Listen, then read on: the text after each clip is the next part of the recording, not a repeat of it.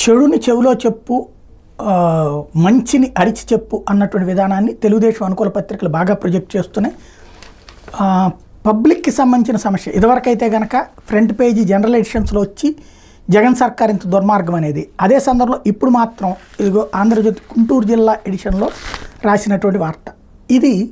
ఇదే జగన్ హయాం అయితే కనుక జనరల్ ఎడిషన్లో వచ్చేది ఏంటంటే హాస్టళ్లలో హాహాకారాలు, అర్ధాకలతో విద్యార్థుల అవస్థలు, జనవరి నుంచి విడుదల కాని భోజన బిల్లులు, వసతి గృహాల బిల్లుల బకాయి 10 కోట్ల పైమాటే, కాస్మోటిక్ ఛార్జీలు, దుప్పట్లు, సామాగ్రి అంతే సంగతులు. కూటమి ప్రభుత్వం వచ్చినా ఇంకా సంక్షోభమే.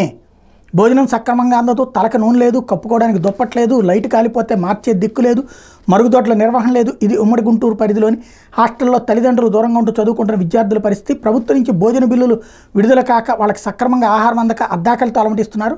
అయినా గత వైసీపీ పాలకులు ప్రస్తుత కూటమి పాలకులకి పట్టడం లేదు.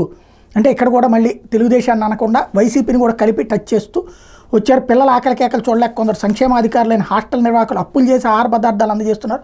వారు కూడా అప్పులు ఊబిలో కూరుకుపోవడంతో సంక్షోభంలో చిక్కుకుపోయింది. వైసీపీ ప్రభుత్వం సంక్షేమ వసతి గృహాలపై నిర్లక్ష్యం చూపింది. దీంతో వసతి గృహాల సమస్యలు వలయంలో చిక్కుకున్నాయి.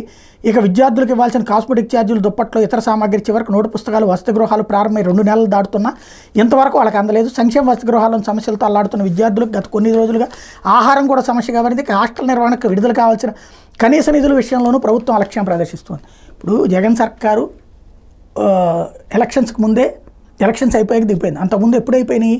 మార్చిలో అయిపోతాయి. ఇప్పుడున్న పిల్లలు ఎప్పుడు వచ్చి ఉంటారు? ఆ తర్వాత వచ్చి ఉంటారు. అంటే ఇప్పుడు సమస్య ఎవరిది? ఈ ప్రభుత్వాన్ని.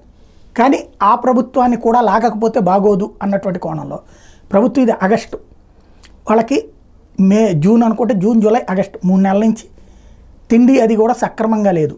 వార్త నిజంగా రాశారు, వాళ్ళలో జర్నలిస్టిక్ ఇన్స్టింక్ట్ ఉంది.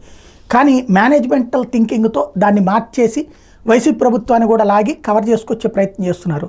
ఏదేమైనా ఆ పిల్లలకు కాస్త తిండి పెట్టే ఏర్పాటు, కావాల్సిన ఇచ్చే ఏర్పాటు చేయగలిగితే బాగుంటుంది.